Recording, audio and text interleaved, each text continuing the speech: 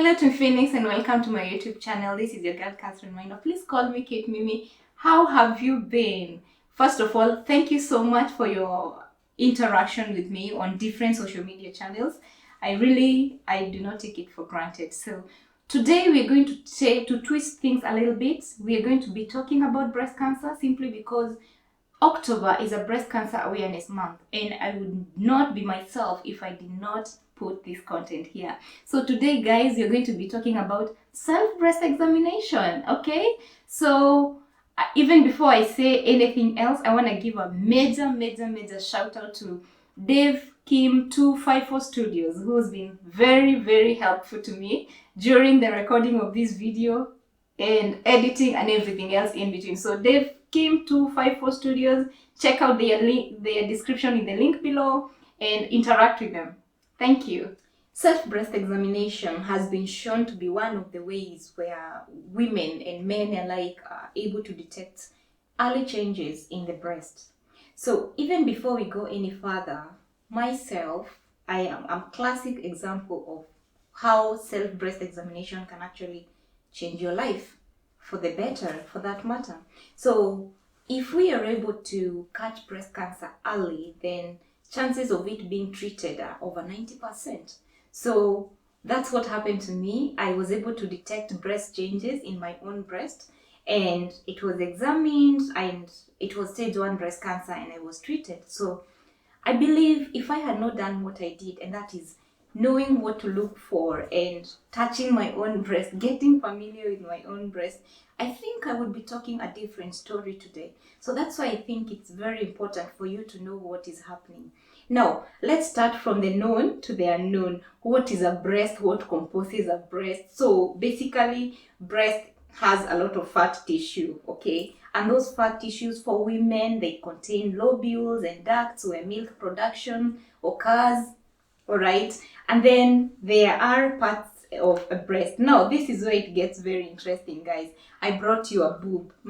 Hey, I brought you a boob. Look at that. Look at that, right? So this is a breast. And I have to say, I am very sorry for people who are not of Caucasian origin. That's Africans and people of a darker black tone, a darker tone. I really looked for a breast that was like mine. And guys, it was mighty expensive. I have to be very sincere with you. People who make mannequins, people who are watching this, we need more African mannequins and body parts and things like that, and we need them to be affordable. There's no way I can go to eBay and Amazon and get an African breast or an African, fake boob for that matter. It's going for something like 100 quids. That's a lot of money. 100 pounds to be very sincere. So this is what I had, and I beg your pardon. Please bear with me. Let us just use this for learning purposes, okay? Please don't go don't take it personally that this is what I'm using. It's what I could afford, all right? So breasts, we have the fat tissue all around, and then we have the darker place here. Do you see this place that looks like it has tiny little pimples? It's called the areola, all right? And then we have the nipple.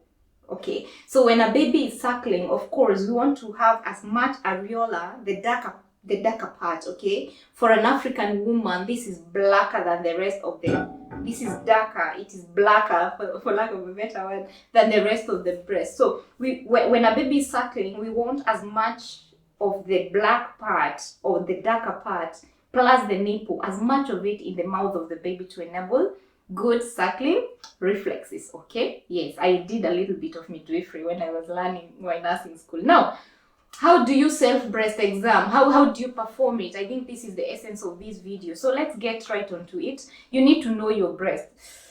Right there.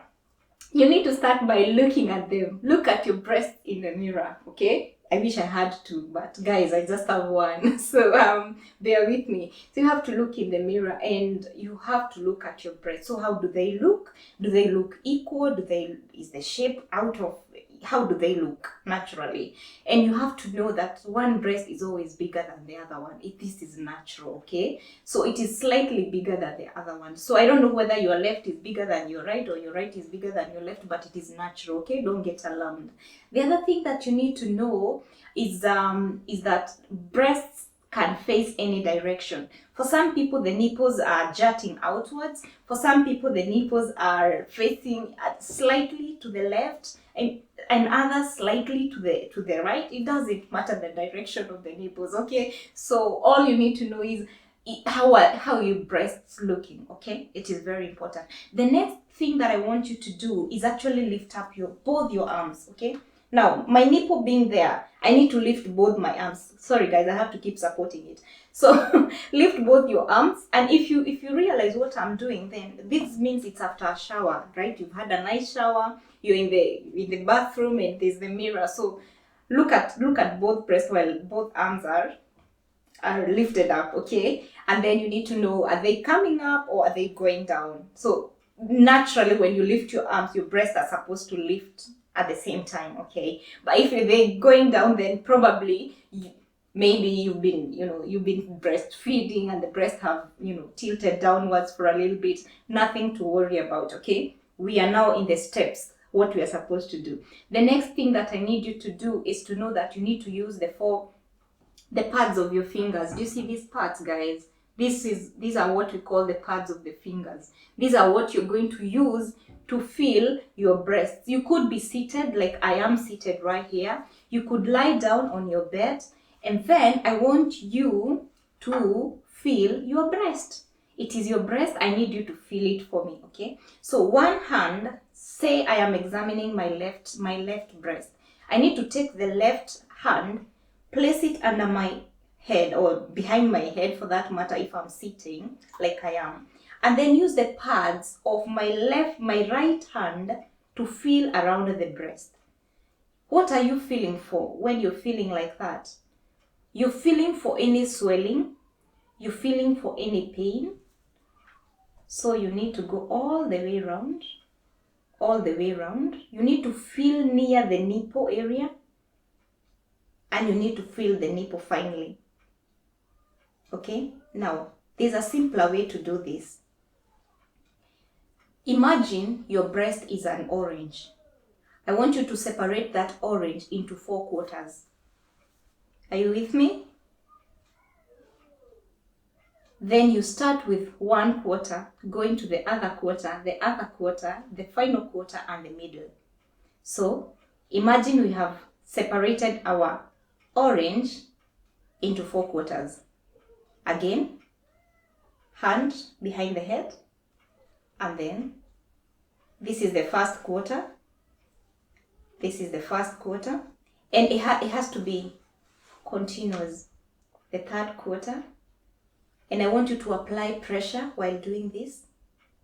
The fourth quarter, I want you to come to the nipple area, the areola, okay? Is there any pain? Is there any swelling? Is that swelling moving? Because for some people, and especially teenage girls and girls in their early adulthood, they have what we call benign lumps. These are swellings that are not cancerous, and most of them move. You find that when you come to the first quarter, you find a lump, and it disappears when you apply pressure. You come to the next quarter, you find that it's there, and it jumps again. These are innocent lumps. Most of them are anyway.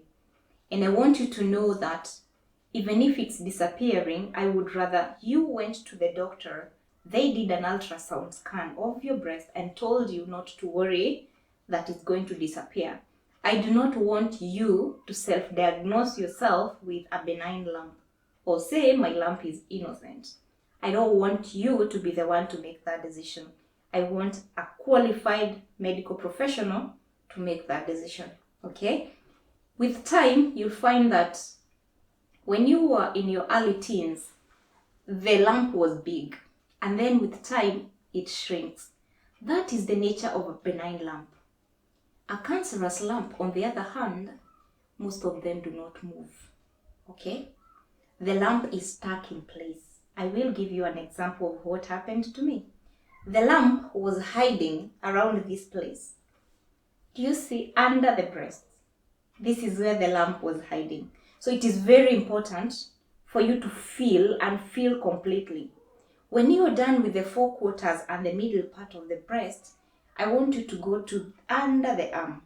Okay, follow this direction towards your armpit. Please feel your armpit. It's very important. I'll tell you why. Some breast cancers are very aggressive, that they actually break away from the primary tumor in the breast and go to the lymph nodes of the armpit. So you get to feel them on the armpit way before the primary tumor can be detected. So once again, investigate and look at your armpits. Please do not assume them. When you're done, go to the other breast. Again, my apologies, I only have one fake booby. So hand behind your head, whether you're lying down on your bed or you're seated like I am. Think about our orange, separate it into 4/4, and then use the pads of your fingers of the other hand and start feeling. Apply gentle pressure. Well, don't hurt yourself, honey, okay? Apply gentle pressure. Keep on feeling. You need to feel. Is there any pain? Is there what's happening with those breasts? Yeah. And then finally to the nipple area, the areola. It's very important, and especially for men. Most breast cancer cases in men actually occur around the nipple. They are not in the other parts, but around the nipple. So for men watching this, it is very important for you to examine your breast as well. Do not forget to go all the way to your armpit. Okay, go to the armpit. Feel, are there any swellings? Anything at all? Anything we need to be worried about? Anything we need the doctor to tell us not to worry about? That's what we would say, isn't it? The other thing is, look whether you have any discharge from the nipples. It's very important. Now, this is the nipple if you didn't know. Okay, it's called a nipple. I know I said that, but sometimes just reiterating things. Is there any discharge? And if so, what type of discharge? Of course, if you're breastfeeding, I expect you to be producing milk. Or if you're pregnant, some people when they are pregnant, they produce what we call colostrum. It's just whitish, clear fluid from the breast. Not for everybody who is pregnant, but for some people it happens. Some people have hormonal imbalances which make them produce even clear milk. But any type of discharge, whether it is milk, whether it is clear fluid, whether it is blood or pus, it needs to be investigated, okay? It is a matter of just asking your doctor, my breasts are producing milk, should they be? And the other thing I need to let you know is if you've had an abortion, okay, your breasts could still be active. So this is another thing for you to know. So I don't want to instill the fear of God in you. I just want you to pay closer attention to your breasts and how they appear. And I also want you to take responsibility for your own life, okay? Thank you. The other thing that you need to do is look at the skin around the breast. By the way, I'm very angry, you people. I'm angry with the people who make these boobs. I want more black women boobs. Black women boobs. That's what I want. I'm feeling so funny examining this because, yes, I had to put in that rant in there. So you guys, look at the breast, the skin of the breast. How is it? How is it? Is there any thickening? Because this is what I noted when I was told, yes, Catherine, after the mammogram and the investigations, I was told, oh yeah, Catherine is stage 1 breast cancer and we need a surgery date because you need to go to theater. I started paying more attention to that breast. It's this breast, the left one. I started paying attention to it and I noted, by the way, that area under the breast where the lump was, it was actually very thick. It was thickened. Yeah, I don't know how to explain it, but it was not as soft as the rest of the breast. Okay, so you need to look at the skin changes. This is what is very important. The dimpling of the skin. Let me show you what I mean. If you look at this This is an easy peeler or an orange, okay? It's not an orange. It's an easy peeler. It's a clementine, it's a tangerine, whatever name you want to call it. Look at how the skin of this fruit is. It's like it has tiny little pimples. This is what we mean by dimpling of the skin. Alright? This is what we mean. So it looks like that. I hope I'm making sense by showing you this. So picture this on your breast, okay? That's how it feels. It might not be obvious for a black person. It might not really be obvious until you actually look and pay close attention to that breast to see, by the way, it's like some orange was stuck here, you know, or there is an imprint of the orange peel, okay? So that dimpling is very important. The other thing you want to look at is the nipple. Is the nipple going inwards? You nipple, you need to go inwards for me to be able to teach. Okay guys, this is not funny. The nipple is inverted, meaning that instead of it jutting outwards or to the left or to the right or wherever your nipples usually face, it's instead retracting. It's going inwards, okay? That's what your nipple is doing. I will get good grief from this. Anyhow, some people, especially when they are pregnant, their nipples tend to misbehave and they tend to go in. Let me tell you a story. When I was working in the maternity department, we had struggles with first-time moms. We call them primees. We had quite a struggle helping them to breastfeed, and one of the main problems was inverted nipples. So the nipples have not been prepared during antenatal clinics, and here they are, they have delivered and they want to breastfeed, but the baby has absolutely nothing to latch on, just flat. If it's not flat, the nipple has gone inside. So we start encouraging the nipple gently to come out because the baby needs the nipple. Okay, anyway, that was a by the way. What I'm trying to say is it can happen in pregnancy. So do not get scared just because your nipple is going inwards. I want you to investigate the reason why the nipple is going inwards, all right? It is very important. So those are some of the things that you need to be on the lookout for. If there is a wound, your breast should not be having any wounds. If there is any wound, if there's any pain, any tenderness to the breast, you need to have that one investigated, okay? The other thing is crusting. Think about dandruffs. People do not know dandruffs. What are they called? Flake. Think about a dry scalp. When you scratch on it and some flakes fall off, those are what we're calling, they look like scales or crusts. Your breasts should not be having those crusts.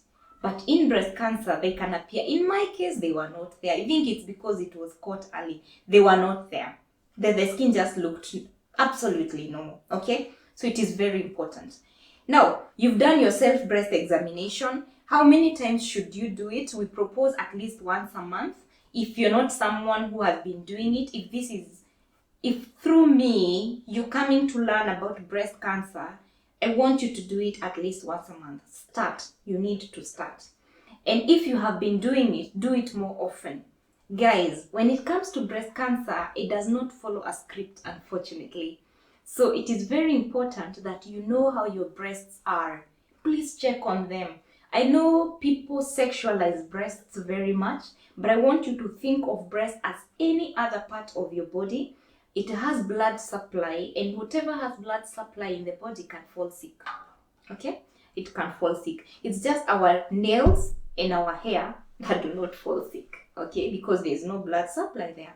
But if breasts have blood supply, and they do, then definitely they can get sick. So get familiar with your breast. Please do not just see them as a sexual, in a sexual way. It is very important that you view them with the integrity that they have. Otherwise, we would not be having October as a global breast cancer awareness month. All right, guys? So I hope you know what to look out for. Some things may not be very obvious. I have to be very honest with you. Some things will not follow a script, and breast cancer, oh bless, does not follow a script. So you might miss all the signs that we have talked about, and you end up with other signs. So it is a case of knowing that these are my breasts, this is my normal, so that you're able to know you're abnormal. All right, so fall in love with your breasts for me. Go ahead and embrace your breasts. Look at them. I mean, talk to them. They will tell you things. All right, they speak. They don't use any words, but they speak. They tell you a lot. So I will say thank you very much for coming to this brief video. Thank you for your support, and once again, thank you to Dave Kim 254 Studios for making this happen. So until next time, guys. Doo-doo.